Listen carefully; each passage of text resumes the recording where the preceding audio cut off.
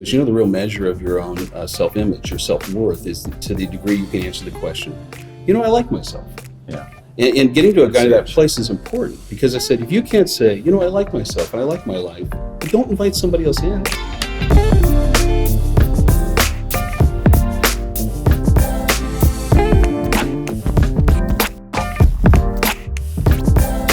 So welcome to this edition of Becoming Fearless. My name is Brian. With me today, I have Mark Edward Davis of Dream Connections. And Dream Connections is a very interesting company. I met Mark, a year and a half ago at the Limitless Man Summit. And he was a speaker at the summit. And he does something that in the past I would have been kind of leery about, which is introducing men to foreign women, kind of the mail order bride kind of thing. And I had a friend that did that, a client that did that. It didn't work out for him. And when I started talking to Mark, I first realized he had a lot of integrity. He really cared about his clients. He really cared about the women that were getting married to him. He really cared about the process, which seems very different from everything I've ever heard about the industry. And so I'm fascinated to introduce you to Mark because he has a very different take on going over and meeting a bride from a different country, why you should do it, how you should do it. So we're going to get into that and talk about how his company operates to make sure you end up with the right person. And so welcome. Thank you. It's great to be here. It's good to have you. No, we've been talking about this a while and we haven't done it, and we finally decided to get to it and make it happen.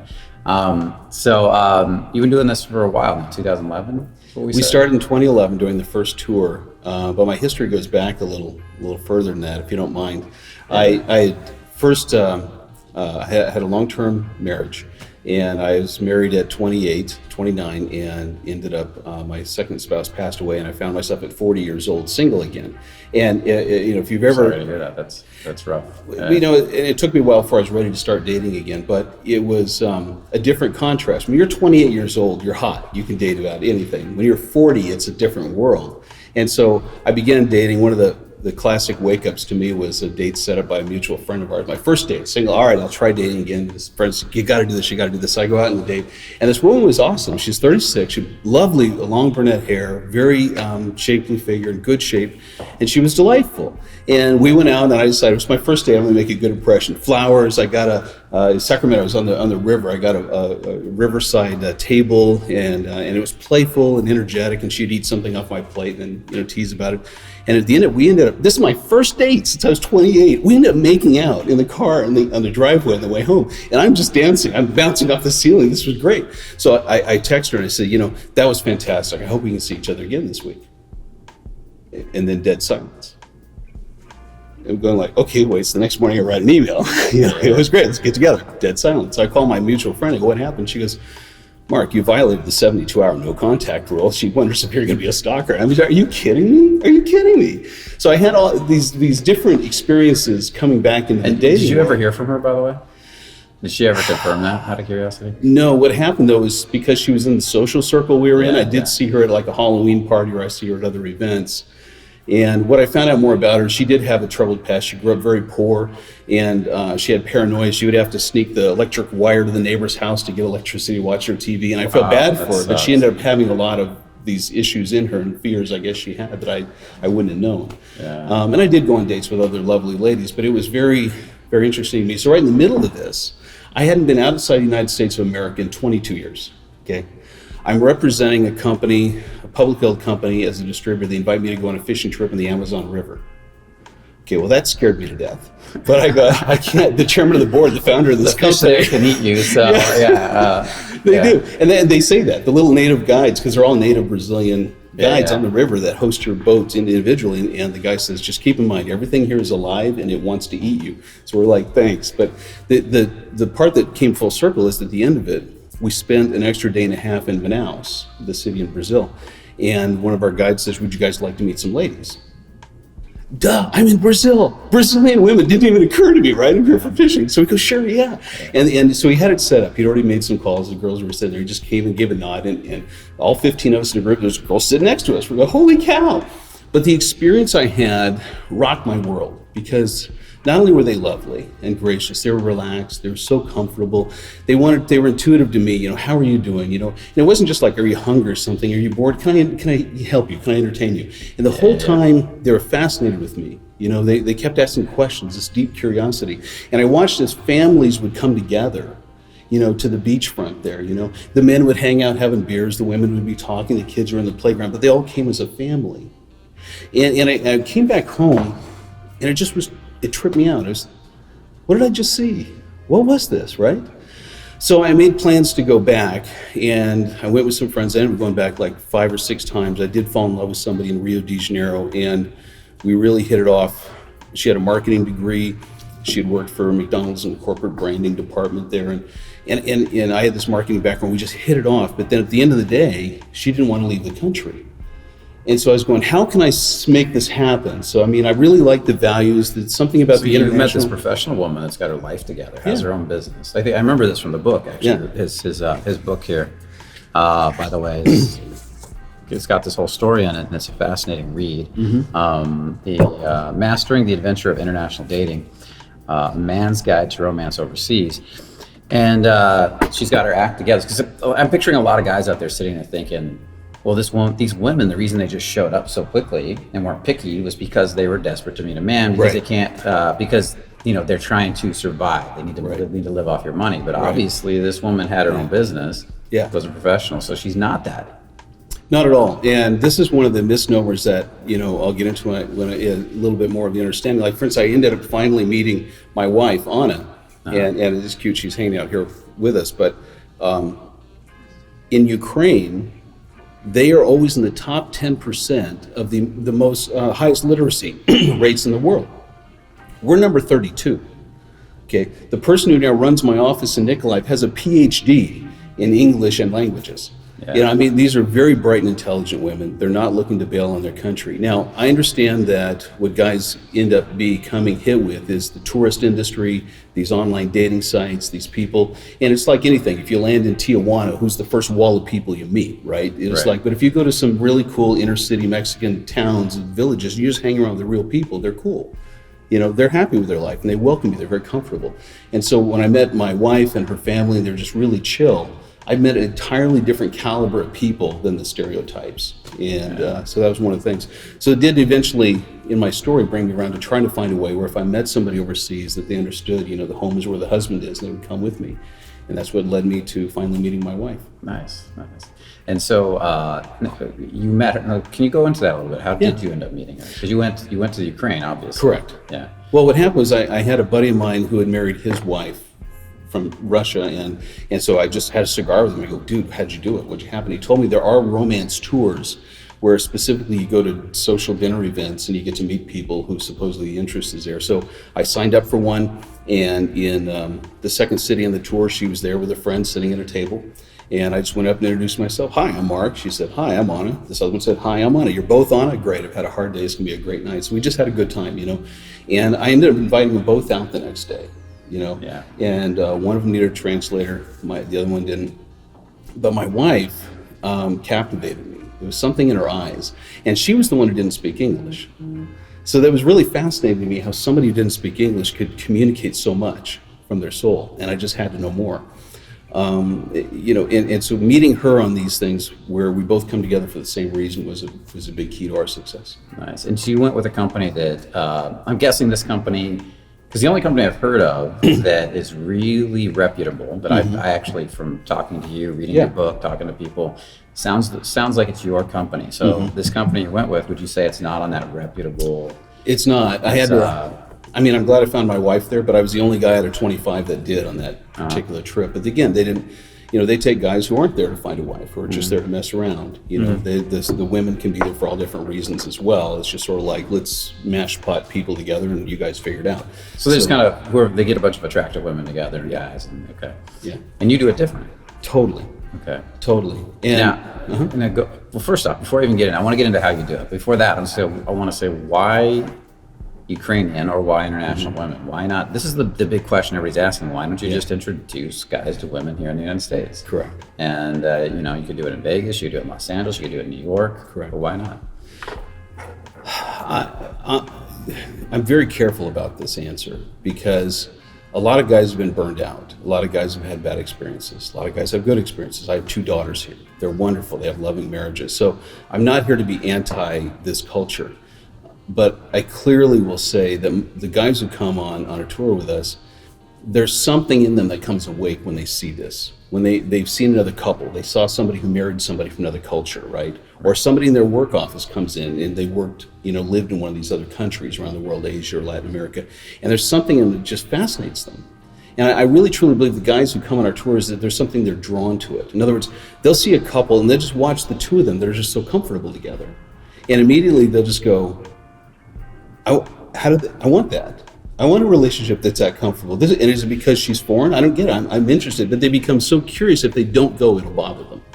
And that's where they come to us. If I get a guy coming to us who wants to get a hottie in his life to throw it in the face of his ex, he's not ready. And I'm not gonna take that. Yeah, so you not only have a strict interview process for the women, you have a strict interview process for the men too. Of course.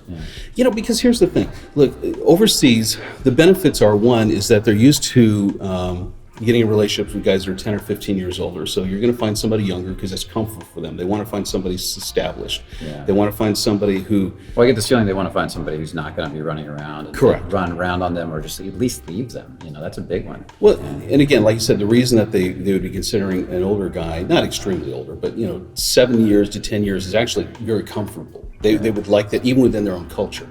And so the reason is they want a guy who's done sowing his wild oats. They want a guy who's actually ready to settle down, who maybe has established himself a little bit in a career or something. And so it's very comfortable. The second thing you're going to find overseas is very much less obesity and overweight people. We by evolution are attracted to somebody physically fit to bear healthy offspring. What's wrong with a little bit of overweight? I can already hear people say that. It's fine. If that's your thing, go for it. But typically in Ukraine, there's only about 10% of the dating age women, 20 to 40, that are really overweight. They're very fit. Yeah. They eat healthy. They walk all the time. So you got these beautiful women that take care of themselves. But again, why not American women? And that's the question, is why not? Because did we quite answer that? Why not American women? Again, my answer would be, if you want to find somebody here, great. That's up to you. I will clearly say we've been doing this for a long time, and the guys will say the difference clearly is, one, they find that the women overseas really love being women. They're very feminine by nature and by heart. Yeah. Sometimes I find the women here are more combative because they're trying to be in the man's world and compete in a man's world. The women overseas are very much family oriented. Now maybe that's because they don't have an opportunity to become a CEO of something, or maybe it's just part of the way they're raised. But for them, money isn't as important. Here we find that, here we're in LA, right? What's the first question on any date? What kind of car you drive, and what do you do, right? They're sizing you up. That's just not even the equation. We have guys who actually do make a lot of money who will come, because a guy here who makes money, as soon as she finds out he does, she's not dating him anymore. She's dating his stuff and his influence. And it's a hollow feeling. A guy with money can't date here because he realizes, can somebody just love me for who I am? And a guy who goes overseas, our average income guy is only about 65, 70,000, half make less, And a guy goes over there and he just finds somebody that loves him for who he is. So this is interesting, because we have a lot of clients come to us that say, you've got to have money to get a girl in LA. And they don't want women to like them based on their money. So they're really working hard. And that's how I was too. I really worked hard. And I got to the point where I had no trouble getting dates, and I didn't have any money. I was driving around in a Ford Focus with a cracked windshield and a beat up old bumper back before I had money. And I was getting dates like crazy. But at the same time, when I went to Europe, and I went to, specifically, I go to Bucharest a lot. Eastern Europe. And the women would be, you're right, uber feminine, uber sweet, uber, and I was just in also Dominican, and I didn't know if I'd like the women there, and I got there and I loved the women. They were so flirty and so feminine and so love being girls, and I was kind of shocked by this, because you come back here and there's a little bit of a wall to get to the femininity. There's these walls you got to bust through, over and over and over again, and And so it's very interesting what you're talking about. Continue on. I want to hear more. And I'll be guarded, because for me, what I don't want to do with guys, because these things are truth, and we could go on and guys are going to be like standing on the tables going, "Preach it, brother, this is true about American women." I don't want to go that way for a reason. Is because what I do a lot of work with is to guy to get emotionally free of this. Because let's face it, if you find a woman who's 10 or 15 years younger than you, she's thin, she's feminine, she's warm at heart, she's adoring, she holds your arm and just says, "This is my man." It's that identity that they wrap themselves into you. You get this whole package. But if you're carrying anger and bitterness from your past, you're going to keep looking for it in her.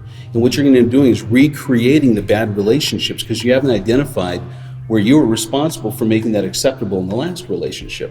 And it's like, until you're completely free and ready to embrace this new relationship, you're going to end up bringing baggage into it. And as much as we think women have baggage, there's sometimes a guy can bring some baggage. Yeah, that's true. Oh, guys can bring a lot of baggage. A lot of the guys we work with here, they know they got to drop a lot of that baggage to be ready for a real relationship. And a lot of them want real relationships. That's what they're craving. And dropping that baggage. I always tell them, if you bring, it was a quote I heard once, if you bring, what is it? How did she say it? If you bring a lot of, I'll just rephrase it in my own way, but if you're a very miserable person, and you're gonna end up drawing somebody miserable, and two miserable people can't equal good. It's only gonna make something a lot more miserable. And that's a huge piece of it. So. It's a huge piece. If you remember, Scott Peck back in the 70s wrote The Road Less Traveled, one of the first pop psychology books. But one of the things I liked and he said was, he goes, the real measure of your own self-image or self-worth is to the degree you can answer the question, I like myself. Yeah. And getting to a guy to that place is important, because I said, if you can't say, I like myself and I like my life, well, don't invite somebody else in.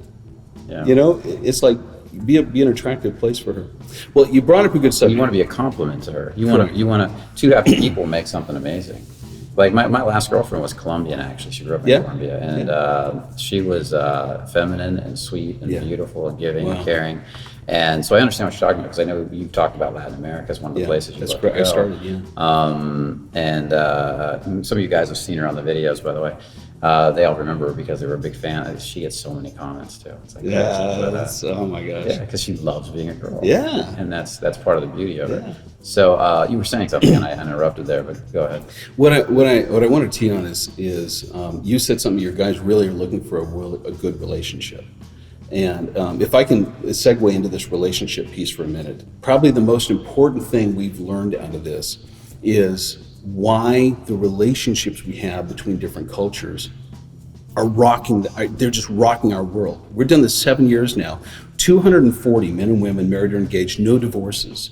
And all of a sudden, we've been so busy doing this work and this matchmaking, we hadn't even looked back and go, wow, wait a minute, we're onto something. What is this? We looked it up, and U.S. immigration stats say that any American who marries somebody from another country, doesn't matter what country, all the K-1 fiancé visas together, there's only a 20% divorce rate. So 20%, yeah, that's super low. I mean, the normal divorce rate, I think, in California is above 50%. So that's awesome. And 240. Now, listen to what he just said: 240 no divorces, and over how many years? Since 2011. Yeah, about 7. That's pretty impressive so far. Thank you. Yeah. We're excited. How many weddings have you been in? Oh, I've been in probably a dozen. I've been too. Yeah. I actually got my dad's a pastor, so I came from this background. I was a men's coach in men's ministries before, and so when I got in this business, I went ahead and got my ordination so I can actually marry some of my couples. Have you married any yet? I got one coming up. I haven't yet. My first one's coming up. Nice. Yeah. Nice. You have a little wall of all the people you married. Yeah, that'd be cool. I know. I just thought it'd be fun. So continue on. We were talking about how nobody gets divorced, and or nobody's gotten divorced so far. And how do you? Like, the 20% is still a very low number. How do you make sure they're not going to get divorced? Do you do anything? And I know there's some aspects of what you do to make sure that's a really solid match.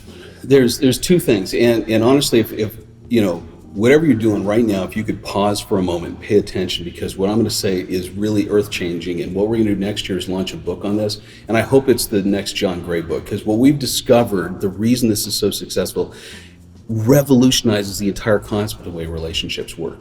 And you're the first one I've been able to share this with publicly, aside from my own audience. Nice. So you're the first ones that are going to hear this. Okay? You guys get it first. The book is going to be called One Heart, One Mind, and this is really fascinating me. So catch this. So I'm going back and evaluating over 3,000 dates, hundreds of clients, thousands of ladies we've had, looking at the relationships, and of course we keep track of each one. As soon as they're in a relationship, we're helping them the first month, get over their miscommunication. We're there through this weekend. In fact, every year we do a reunion. We get together in person. We do a day at Disneyland. We do a brunch on Sunday morning, and the couples are a panel in front. The guys can ask the couples questions. So we're open to this community. So we've been connected with our people and our couples continually. My wife was on the phone for 2 hours yesterday with one of the couples we helped get married a few years ago. Here it is. This you can use here. You can use anywhere, with any woman, with any relationship you're in, or you can counsel somebody in a relationship and look like you're brilliant. Here are the 3 things we've learned make these so successful. First is the fact that there is no social context or norm for a multinational marriage. Now, what do I mean by that? There's no manual, there's no expectation that says, a guy from Pismo Beach marrying somebody from, wherever, Spain, what that marriage is supposed to look like, so go, I don't know. So what you end up doing is you get together and you decide. And what you'll find in these relationships, and thanks to my son, he's getting his doctorate right now in counseling and family therapy, sent me this great study on this very topic, and they said multicultural relationships, one of the benefits is that there's no social norms, so guess what? They come up with their own vocabulary. And I think about this, my wife and I, when we first got married, we didn't even want to call it marriage because we didn't have a good example of marriage. We loved what we had. Yeah. And so what you do is in conversation, when you're digging into what you guys have that's so cool, and it's different, and nobody's putting pressure on you, well, my grandma always did it like this, my mama did it like that. You can't do that when you're marrying somebody from a different culture. Yep. So you actively, because you're in love with this person, you want to dig out of them everything about their culture, their beliefs, their thoughts, their philosophies. You want to get to know them. They want to get to know you. That's the part, that's the key. Because when you were saying this, I was saying, why? And then you just said it right there. When you're trying to dig out who they are, it's this unique quality and what makes this person so unique and different. And it solves one of the biggest problems in relationships, that's boredom. Yeah. You're never bored because they see the world differently. It's fresh. So the first point of the 3 is this, simply that you end up coming up with your own definition for your relationship, and you do it at peak state. Tony Robbins always say, do it at peak state, right? But if you can put a marker, what we were like when we were awesome, anytime you're off that, you can always go back to it because you know what it looked like. You remember it, and you've given it your own unique labels and vocabulary. And how is that different than, that brings up the question, how's that different from a couple who, let's say they met here, they're an American couple, they met here in California, they had that honeymoon stage, that's when their peak state is, right? And how is that different to be able to go back to it with that marker, being that it's a foreign relationship versus a relationship here from the honeymoon stage, let's say? That is the great question. I thank you for saying that. And honestly, I hadn't even realized the significance of this until I had an American couple out of Phoenix, Arizona. This guy writes me a letter. Who mails you typed letters, 2-page typed letters? He mails it to me and says, we've been married 22 years. I just started listening to your stuff and I heard your talk on this relationship thing I'm telling you right now. And he says, I had my wife sit down and rewatch it with me, and it's revolutionized our relationship. So what I'm telling you, anybody can go back and do this. It's not just because of multinational relationships, but the tendency is when you've been married to somebody within your own culture, you don't think about it because you just slide into it. Yeah. You just do what everybody else has done. You do what you think is normal. You do what your parents did. You do what the culture. Well, basically, it's the culture. That's what the culture did. So you're saying because they're from 2 different cultures, the subconscious kind of throws that out. Consciously, you have to do it. But then, so you're saying that on an unconscious level, we're kind of saying this is what we're creating, and we're going to keep going back to it because it's multinational. Correct. Okay. That's interesting. I can't quite fully grasp that yet. I'm wondering what that looks like. I got the idea of it, and I can see where that's a possibility. And sometimes things are so subtle in how we do things. Yeah. You know what I mean? And so this couple, the guy that wrote the 2 letters, he sits there and he takes this idea, and what does he do? Is he's looking back at the peak state over 22 years, and he's saying, how do we recreate that? A little bit, and the other 2 points I'll tell you in a minute. But let me help you. I should create a contrast. Okay. Here's the contrast, and this is. And again, I was very careful not to bash American women. I will bash the American relationship model. It needs to die. Okay, because here's the thing. In the American relationship model, in all Western countries, it's based on negotiation. It's about finding your life partner. And compromise. But here's the way compromise is handled. And psychology teaches this. This is what really ticks me off. My son's doing his PhD paper on this topic about how men are treated unfairly in counseling because of this. So let's say you go into a counseling session, right? You've been on a honeymoon state for 8 months, 6 to 8 months. Now all of a sudden you have your first conflict and you're just furious. You can't resolve it. So you go into a counselor. The counselor's going to, let's assume the woman is the one more upset. It tends to be the case. They're very emotional. So the counselor says, okay, can you describe to him what you're upset with? And she goes, it's like this. You go, okay. Sir, can you feed back to her in your own words that you heard her? Describe that, what that was like, right? Okay, I think you're saying this, honey. Okay, now, sir, can you tell what would help you if she would do? Oh, honey, I'd really happy to do this. Did you hear that? Can you feed that back? This is what they do, right? And the counselor is required, because of our gender battles we have in this culture, to have to try to give equality to both people in that counseling environment. And so at the end, he's like, all right, so if you did this for her and you did this for him, would you guys all be good? Yeah. Okay, so they leave there having a negotiation like it was a contract. The problem is nobody can keep those up forever. As soon as one person drops it, the other one first cheated, and then you're back to it all over again. And the entire destiny of American and Western relationships is renegotiating, and it's not a comfortable, giving, nurturing environment focused on just pouring into each other. Yeah, you're not going to solve an emotional problem with a logical solution. It's not possible. There it is. Yeah. I'm not a fan. I'm totally not a fan of compromise. I don't think it works. Yeah. Not in relationship. No, and I love Zan Perrin. I was just re-listening to some of his talk about the fact there's a little part of the masculine actually needs to be the father, come over top a few times, But to me, that's the biggest problem. Okay, you have to think, if you were to ask your audience, and we were asked the world, okay, how do you define a good relationship? And most people come up with, what's a 50-50 deal, or maybe it's 100%, 100%. All those answers are wrong. And if everybody has the same answer and you have this kind of a divorce rate, don't you stop for a minute and go like, well, maybe there's something wrong with the answer. Well, there's definitely something wrong with the answer. And it begs the question, this thought pops into my mind, I just want to throw it out, you don't have to answer it now, but for the women in the United States, what if they married a man, multinational, like say from Ukraine or from Brazil? Is the divorce rate lower for her too? It'd be a disaster. It's kind of the opposite effect. One of the reasons that there's an opportunity for guys here, over there, is because we're trained to be really nice guys. The guys overseas, especially Latinas, the machismo, in Eastern Europe, the guys all want to be, the Russian mafia bosses. They're very cold towards our women. I mean, obviously they want to aggressively pursue them to get them in the sack, and then after that they're very distant. And I've had women say, if I'm sick, I can't tell them, and they're going to say, just come back when you're better. I don't want to deal with you. They can go have a different girlfriend every month. There's this disproportionate ratio of men to women. So for an American woman to try to go date one of these guys, she'd be insulted off the first day. And so American women really have it hard, is what you're kind of saying. They're spoiled here. They're spoiled here. They're easy here. No, American women in this country. Well, they can't seem to find the relationship they want here because the divorce rate's so high. But it's going to be worse if they go overseas, is what you're saying. Yes.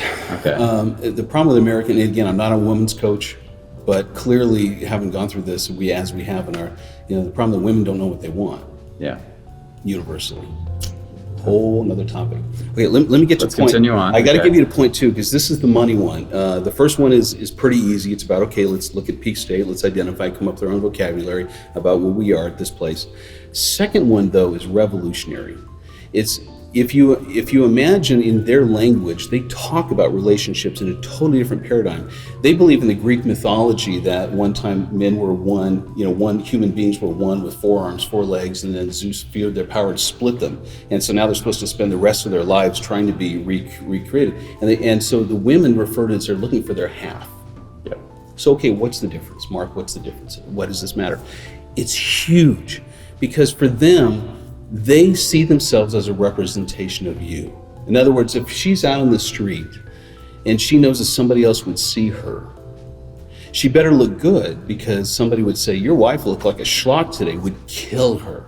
She's a representative. She would never embarrass you in public. These arguments you see couples get in, they would never do that. How would you possibly? That'd be hurting yourself. The first couple I met, this one I first met, she was from St. Petersburg. She was a doctor and came over here and became a doctor now with Kaiser, and ran a floor with 24 nurses. And she says, every day I see these women competing with their husband. I said, how can you do that to yourself? Those are her words. How can you do that to yourself? And we don't think like this here. You're talking about the women that are kind of emasculating their husbands. Yes. Yeah. Okay. You know, but in general, you know, they compete. It's like, you know, okay, I've got a hard day at work, so now it's your turn to do the dishes. And you understand that the women's role overseas are very supportive to the man, no matter what. And it's not about roles. I mean, yes, they do cook and they clean, things like this. But give you an example. When I brought my wife back, I'd been doing very well financially, and then the crash happened. Right. So I went from this 4,500 square foot home in a beautiful new community to we lost everything, and I had to move to my parents' apartment they weren't using in Anaheim. And she actually got excited because now she goes, honey, I can actually do something to help, tangible.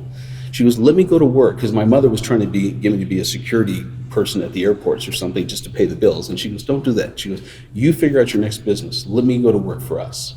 And she was excited to be that one to now have a tangible help in the family. So she and I always get together. Where do we want to go? What do we want to do? And it's just a matter of, okay, well, what do you do and what do I do? It's not about you have to cook and clean and I'm the man. You know, it's more like, what do we want to do? And then each person will do their part. Yeah.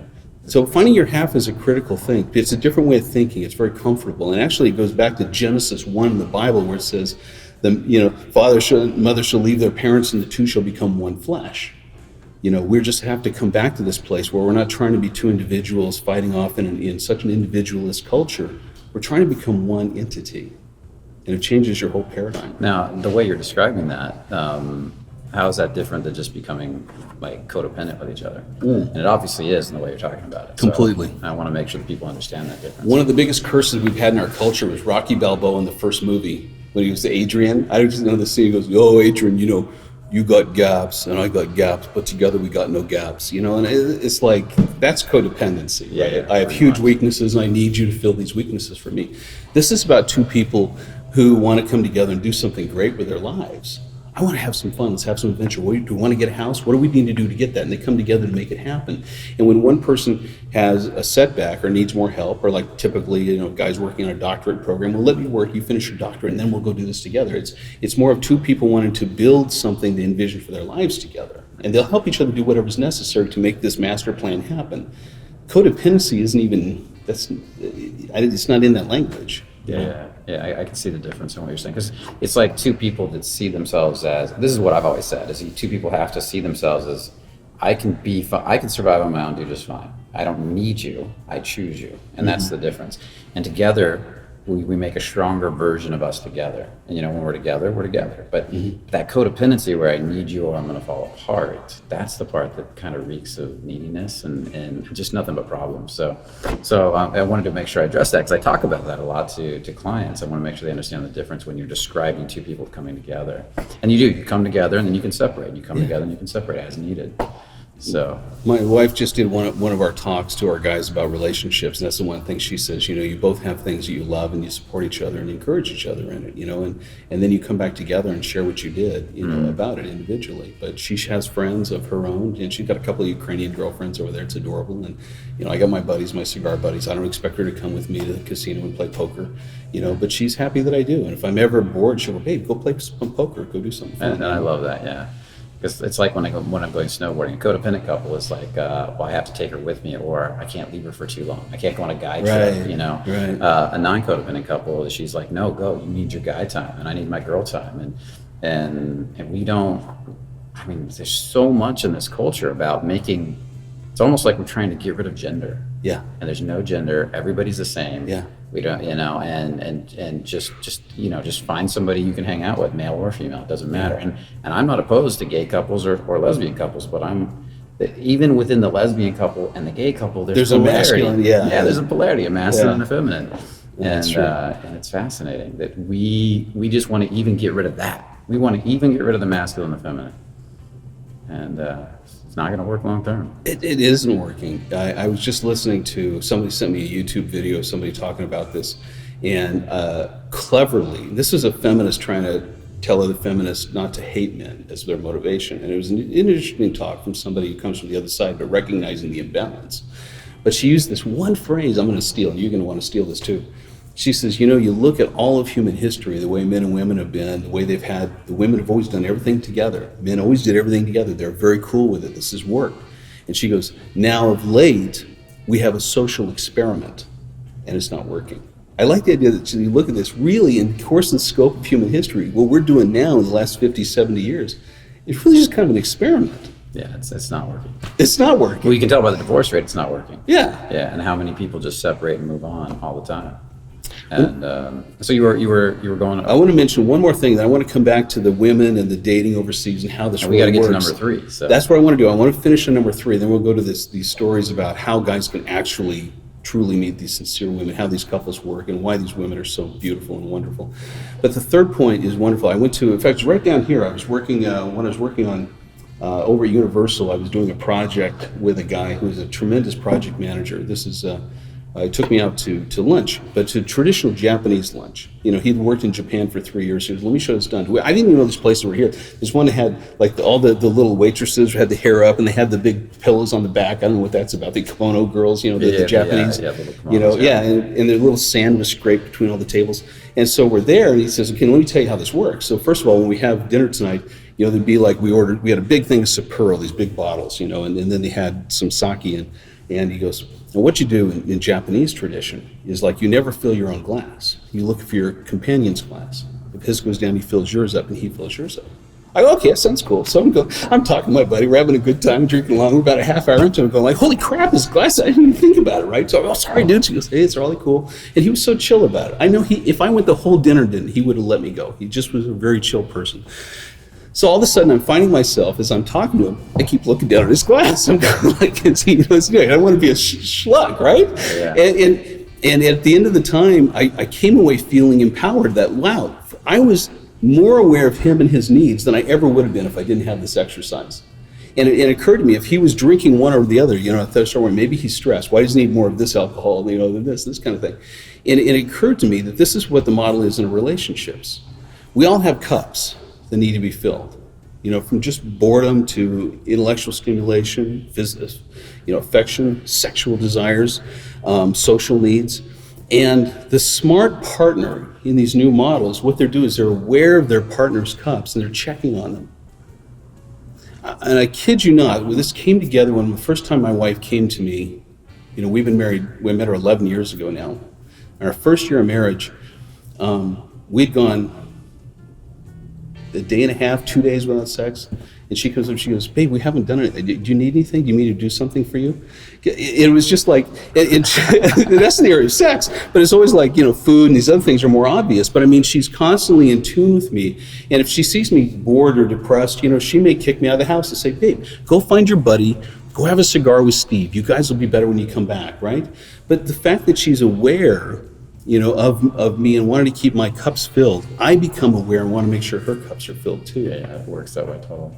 I've never seen this model put together like this, but you understand, out of all the married couples we've had, the most common word people use to describe them is they're just so comfortable together. Well, in the third stage, man, of David Data is talking about feeling into a woman so deep, you almost know what her needs are before she does. And because you're so in tune with where she's at.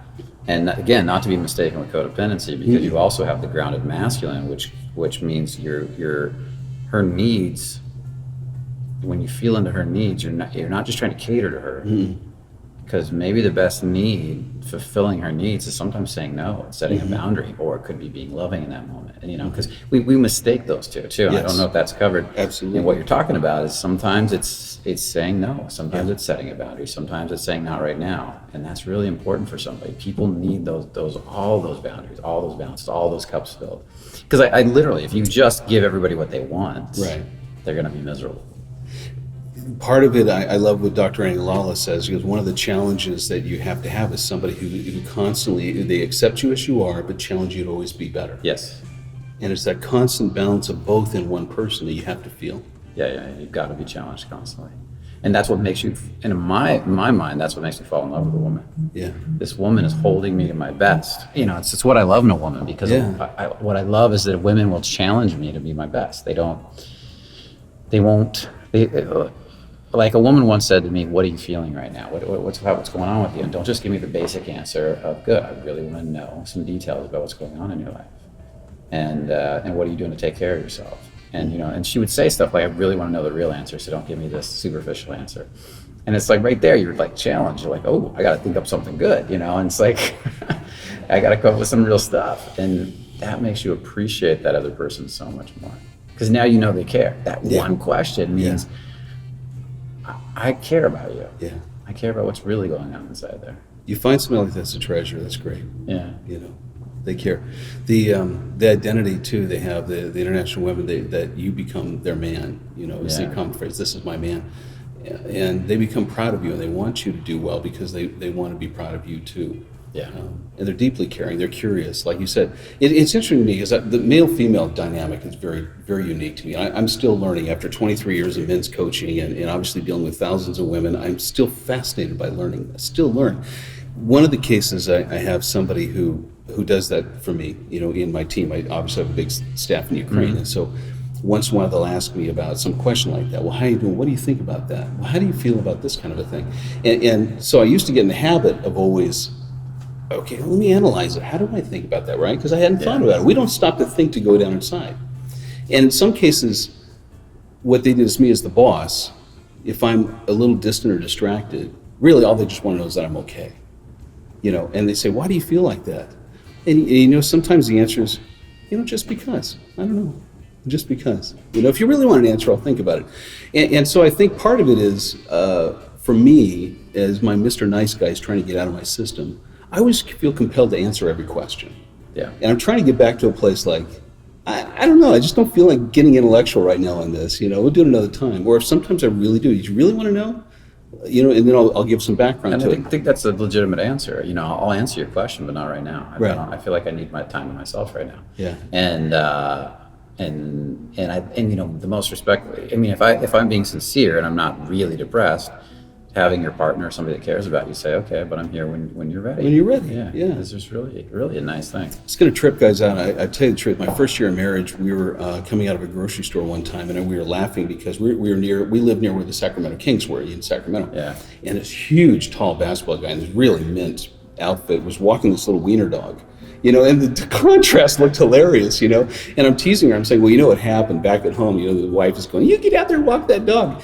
But she was so offended by this sight. She goes, well, honey, the woman has a right to ask for whatever she wants, but the man's the one who's got to be able to tell her no. You know, and I'm going, this is coming from my wife. And it just opened my eyes to realize this. There is a sense of comfort a woman gets when you can tell her no. Yeah. In a sense, it gives her freedom to ask because she's not worried that she'll overstep a bound. You know, it creates a sense of safety and trust. Trust is the number one thing. Is that when a guy can really be clear about his boundaries, which so many guys can't today. No, I know. There's a huge sense of trust.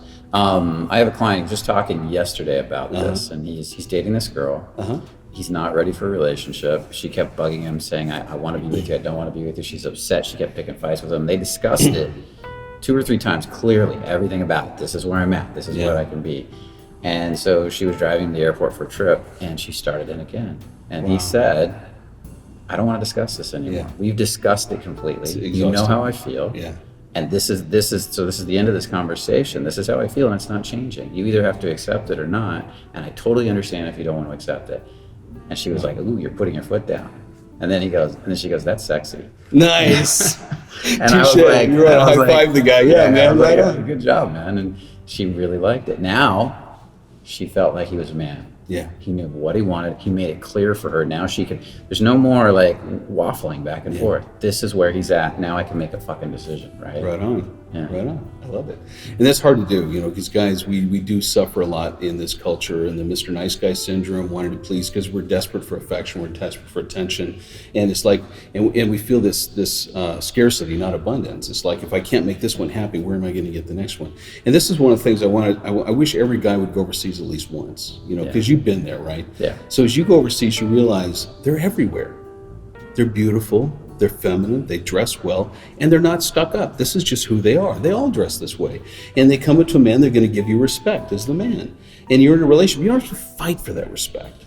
It's given, you know? And so it is a very comfortable place where the first thing I have to help guys do is get over the fact that there's beautiful women around you and get in tune to trying to identify chemistry and connection and spark. Because they're not used to it. Yeah, guys need to get over it. The looks thing will take you out, because you'll pick the wrong woman just based on looks, because you know, she validates you, and that's huge. We gotta get over that need for validation to really find love. It's true. And I think that's huge. It's true.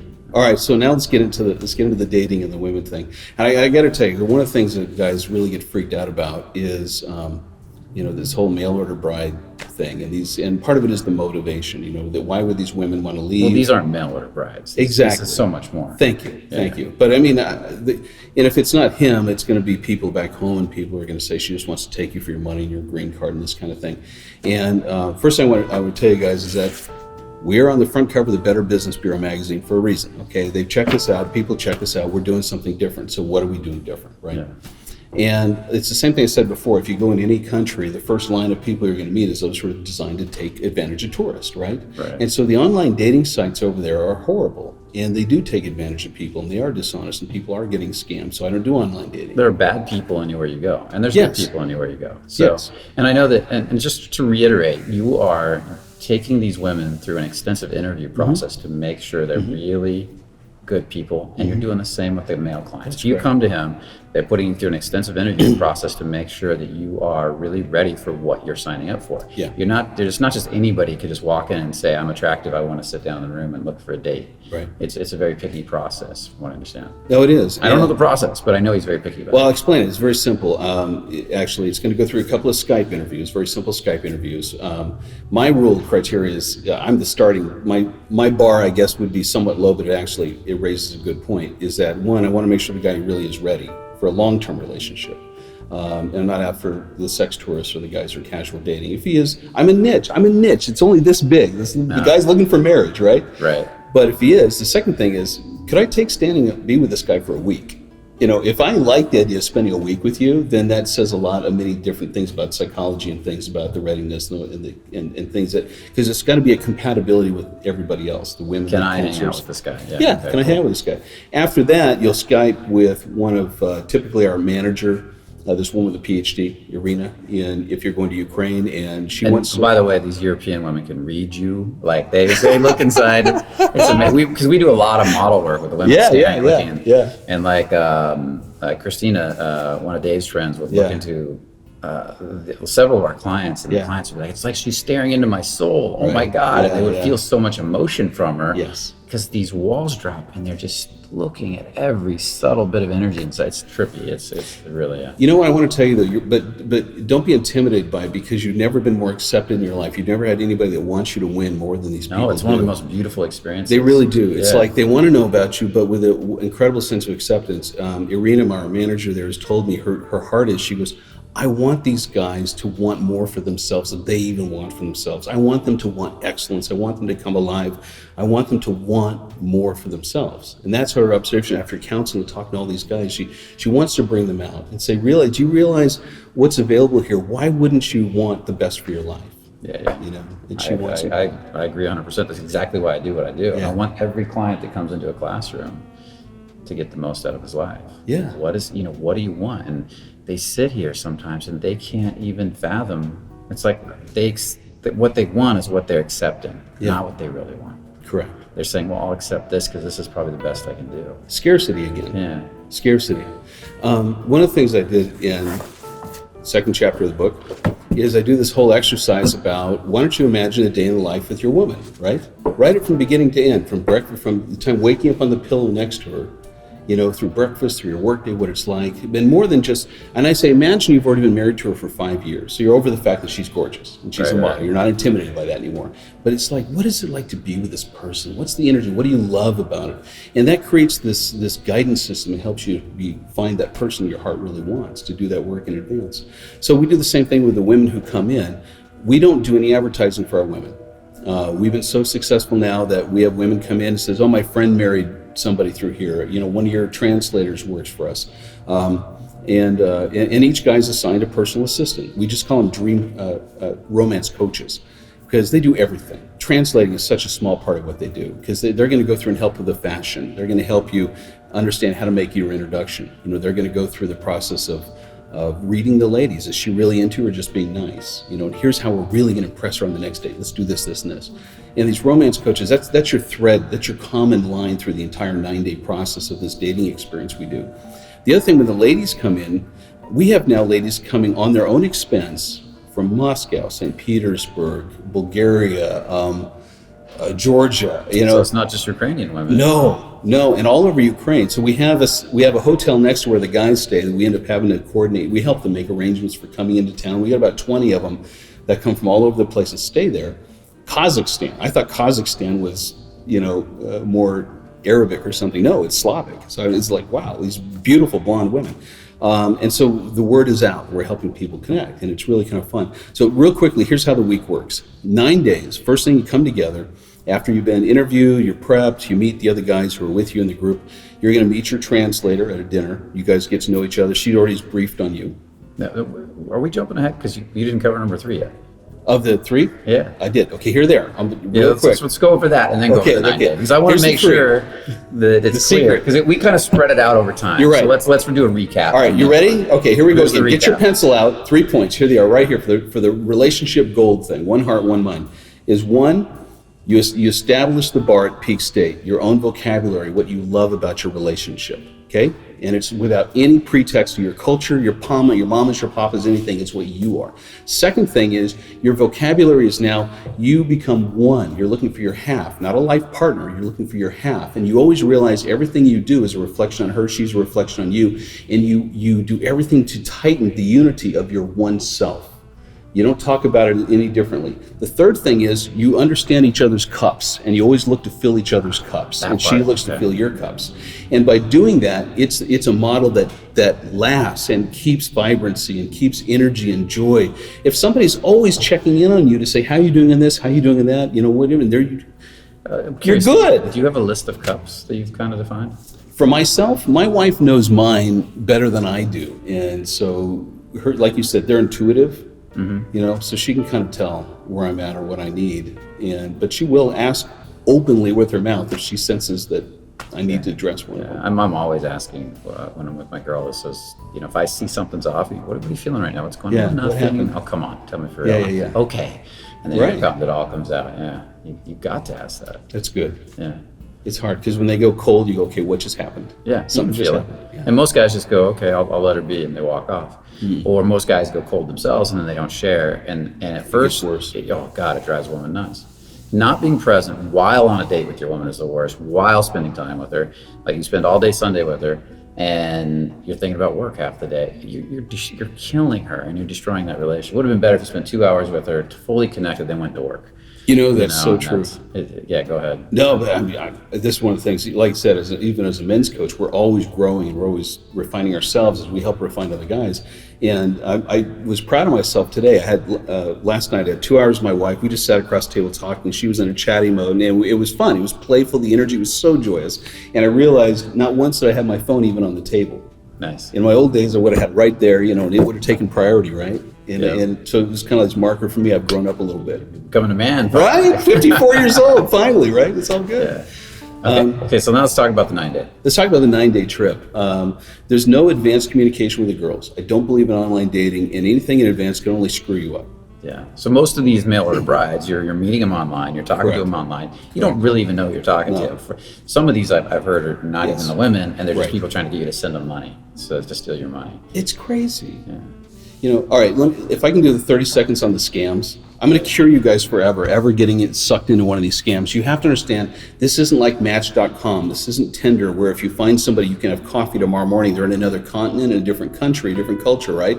So please understand, if you're on there and you think you're writing an email to this pretty Russian girl, you're not. She doesn't speak English. So it goes through the gatekeeper website, which a translator gets the email.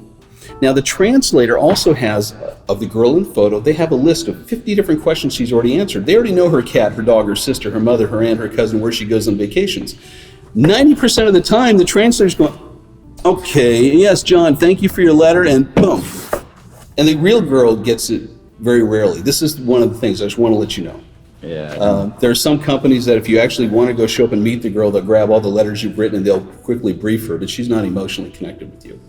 The second problem with online dating is that guys, we get fixated on these beautiful pictures. I mean, I swear, it's like when we were in high school, we had Farrah Fawcett majors, whoever your girl was, you had a poster on your wall as a teenager, kind of a kid. Got all your fantasies where you worked out your first year together, whatever. So I see these guys that come over to finally meet this girl they've been writing to, and they're so pent up, they're so excited.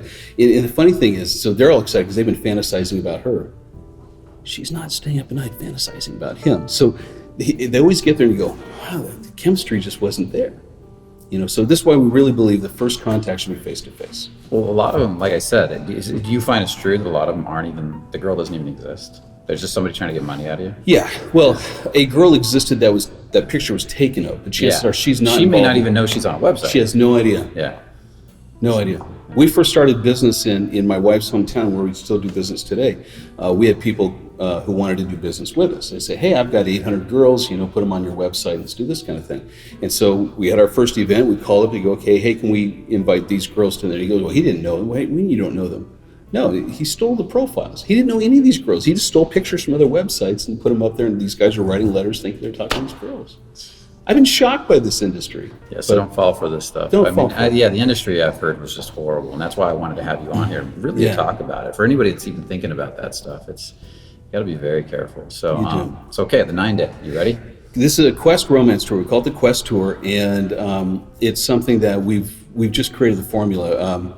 The whole idea is here: how can a guy who's never even been out of his country go to a foreign country, feel comfortable, meet wonderful women, and come away starting a new relationship? And so we build everything around that, psychologically, logistically, and everything. So you're going to get comfortable in advance with the interview sessions we do. Most of them also are just preparing you, for being comfortable. And second thing is I have 6 training videos you're required to go through, including how to make a good first impression overseas. What are they thinking? What's behind their questions? How to answer them? How to have good dates, work with a translator, etc. And even how to sail into the sunset and keep the fires burning. So all that's there before you take off.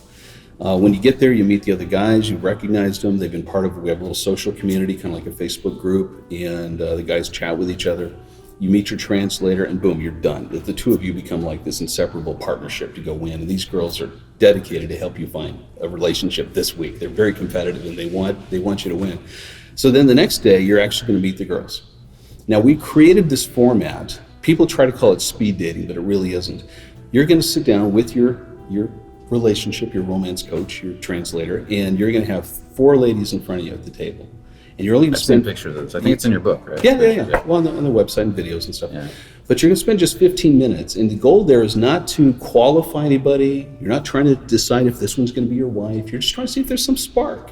And like I said with my wife, the first time I met, she didn't say a lot. But there was something captivating that sucked me into her eyes. I go, I got to know something about this person. Yeah, it's the energy. The energy transfers, and we that's like I talked about. We do that work here, where we're actually teaching guys to drop their walls and let that energy transfer. You can turn it on a dime, and then you can really feel what that person's feeling, and they can feel what you're feeling. And that's why some of my favorite dates are with people that don't speak the same language or very little of the same language. Why? Because when you speak the same language, especially here in the United States, you're thinking too much about what you're saying.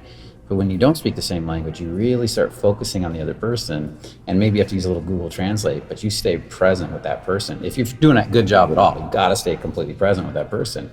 And that's what makes a date with somebody that doesn't speak the same language so fascinating. It forces you. If it's going to work at all, you've got to get present. You've got to feel their emotions. You've got to connect. You've got to get that bubble going. And that's the best part of dating, is that bubble you two have together. I love this. Yeah. Dude, you're right on. This is exactly right. You know what I teach guys? People ask this question, how do you build a relationship with a language barrier? And I said, you understand at the beginning, it's probably the deeper communication you'll have, because, when we're speaking English to English, halfway through a conversation, we've already stopped listening because we're thinking about what we want to say. Yeah.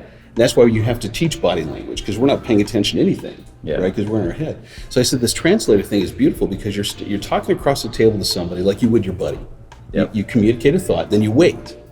You watch her as the translation spoken to her. You get to see her receive the information. And then she speaks to you in her native language with full expression. And then you hear what the words were. I said, you end up getting so much more information in that conversation than you can believe. Plus, you don't have to fight for vocabulary. My wife, I realized quickly she knew a lot about our culture. She's seen more movies than I had. So I asked her, is there any concern you have about the American culture? She goes, yeah. She goes, what is this by psychiatrists? Don't you have mamas to cry on? and immediately, funny. I could not have had that conversation if I was trying to just date somebody who only spoke English, because they would be at a very small level of English. Using a translator is very rich and deep, and they almost disappear after a while. You're just fluently in connection with this person. I'm excited. Your teaching is rocks. Thank you. The energy is everything. Well, it's all about energy. I mean, we're very much in the energetics of communication, and that's where it all happens.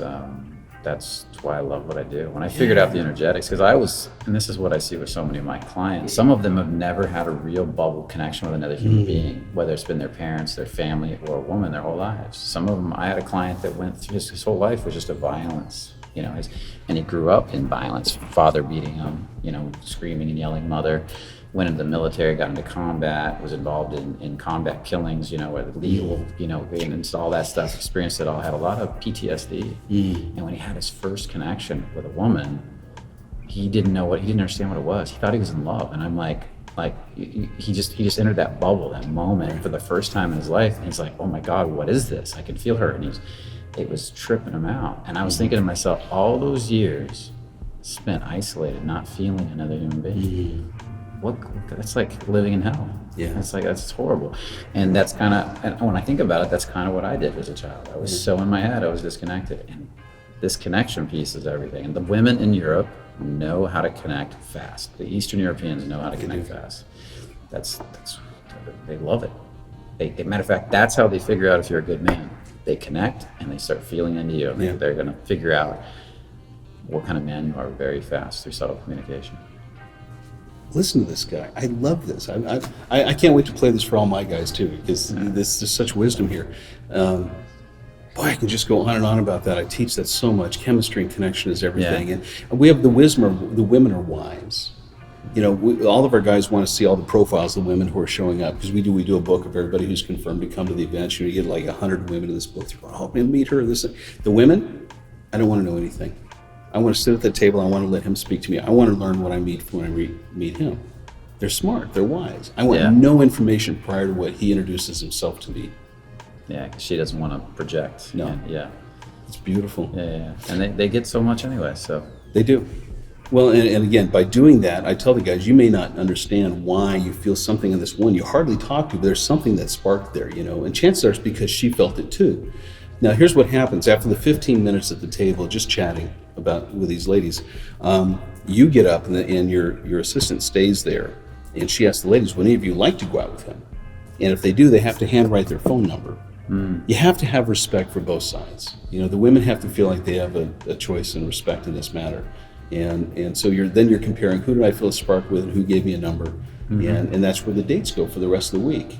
And over the course of 2 days, you'll meet anywhere from 60 to 100 women, depending on where you are in the world and what country and how many guys are going.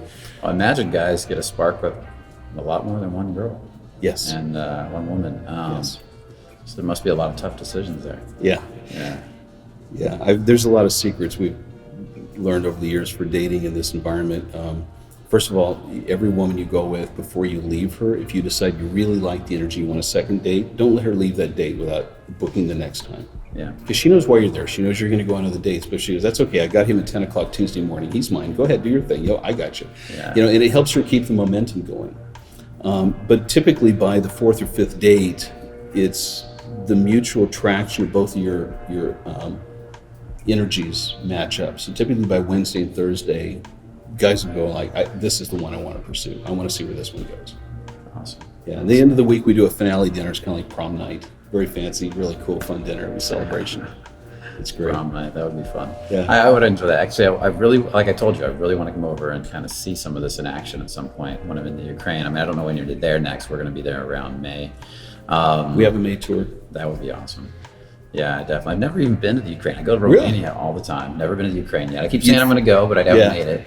I want to go over to Ukraine, of course. I want to go over to I want to go over to Bulgaria. I want to Prague. go over. You've been to Prague?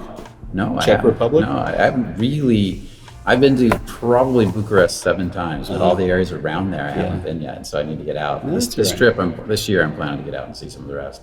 Dave just went to Budapest, and I kept saying Budapest is going to be amazing. He went there. He said it was amazing. So I'll propose something to you. You can keep this or not, but I would love to see you do the Brian Beijing romance tour. You'd be kind of like on a cruise ship, you have the start.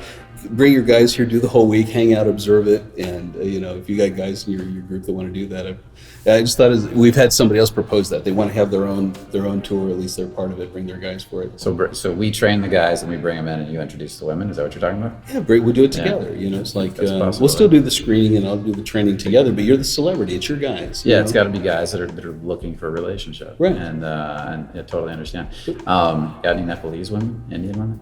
I got one client who's dying to find a Nepalese or an Indian woman. He's Indian. Really? He's Nepalese from Nepal. He's half Nepalese yeah. and half Indian.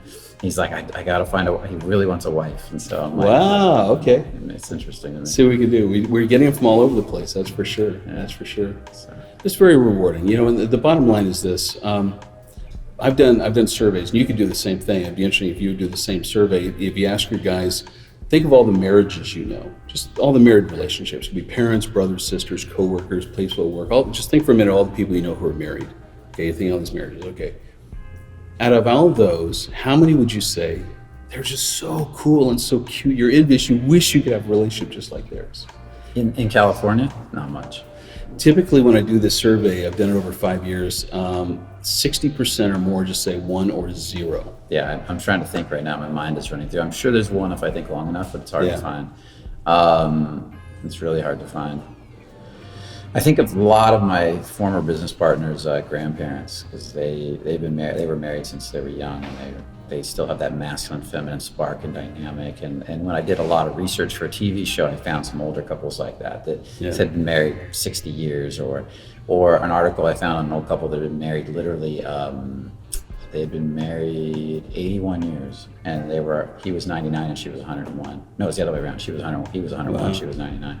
And their kids said they were still madly in love. He walks her around, holds her hand, and says they've never not been a couple. And she's blind now, so he walks her all over the house, takes care of her and stuff. And I thought about that article a lot. I had it for a long time, and to me, because they also had more than 10 kids. I can't remember how many kids. Wow. They had a lot of kids, so they had all these grandkids, and to me, I was like, they had a full life. They had a powerful life. It's pretty amazing. Wow. Yeah.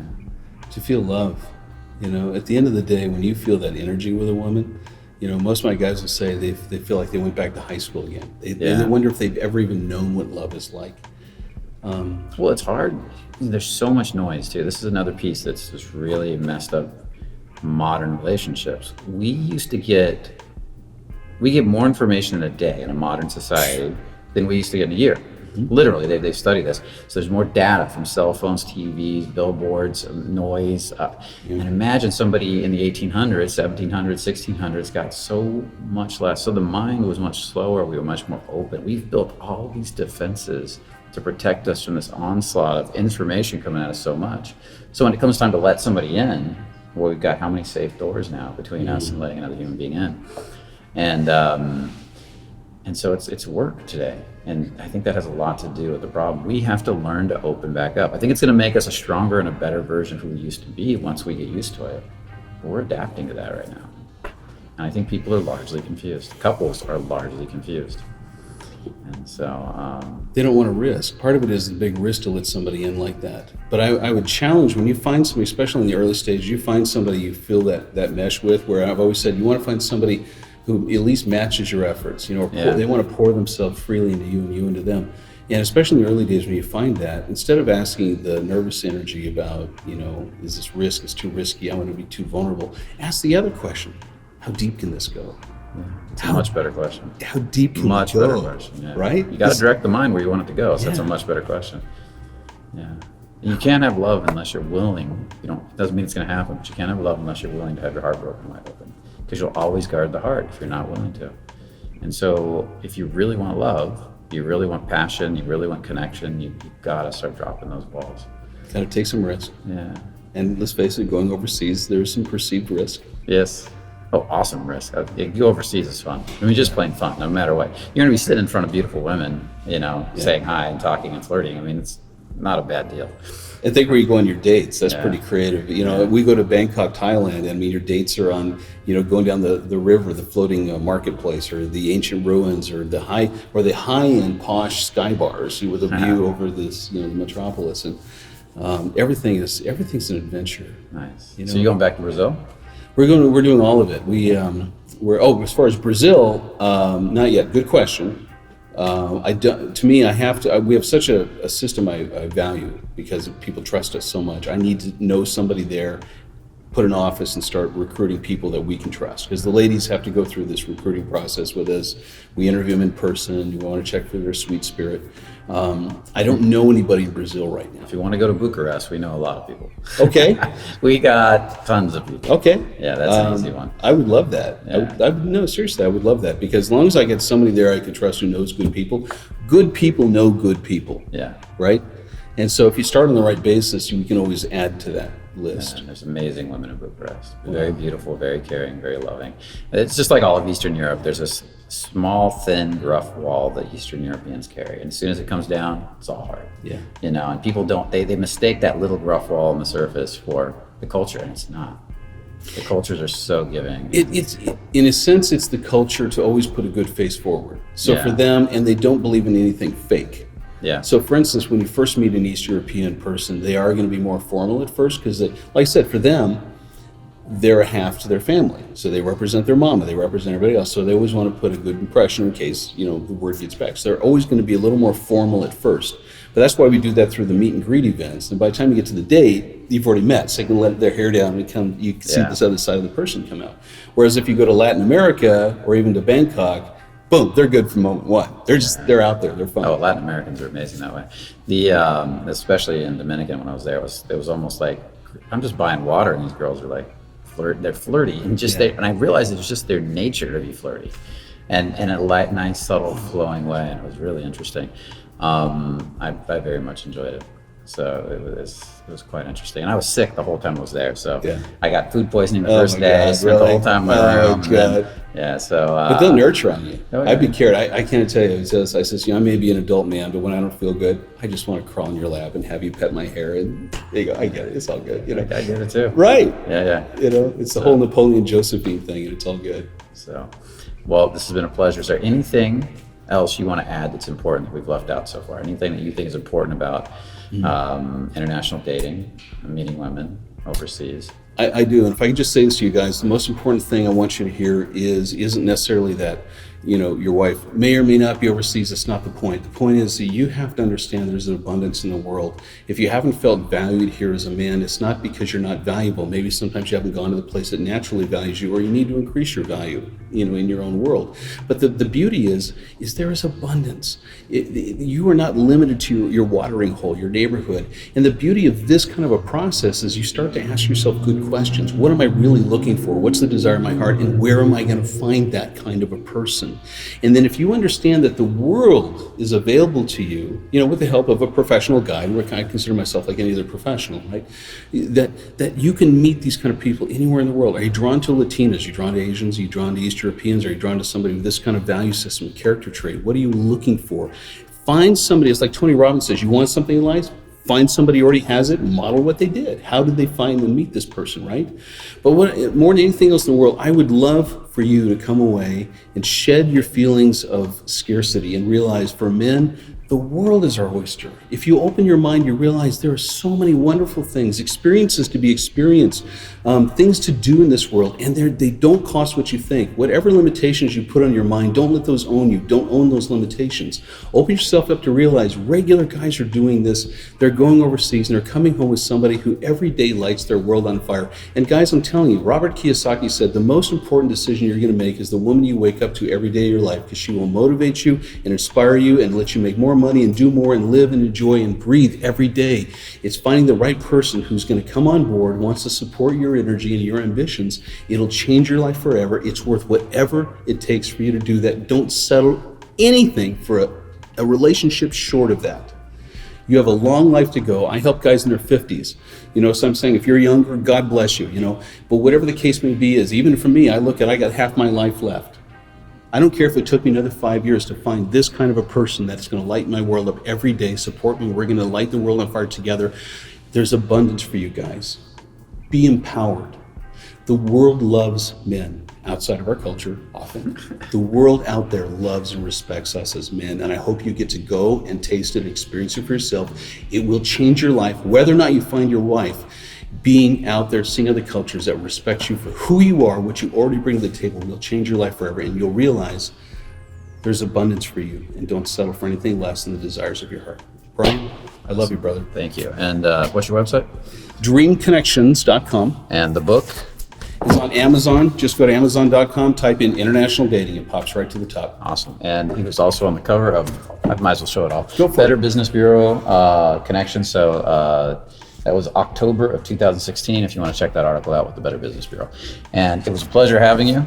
And hopefully we'll be talking again soon. And hopefully we'll be talking from the Ukraine. And that was I can go over there and check out what he's doing, and I can give you a little more feedback on what it's like. We'll do it live.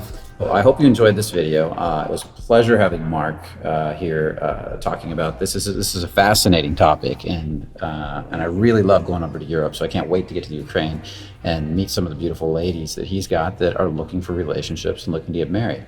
Now, with that said, if you really like this video, make sure you put a comment below. I want to hear your comments. I want to hear what you're interested in. I want to hear what you want to know more of. If you want to see more of Mark, let us know, because your comments are important. We are constantly checking them out. We're constantly responding to them. Also, make sure to like the video if you liked it, and make sure to subscribe. Subscribe to the channel if you haven't subscribed yet, because we put out tons of amazing content. I think there's stuff going up almost every day, or at least several days a week at this point. So if you want to collect all the good content that's going out on YouTube on a regular basis, make sure to subscribe today. I'll see you in the next video, and remember, only the confident really live. Take care.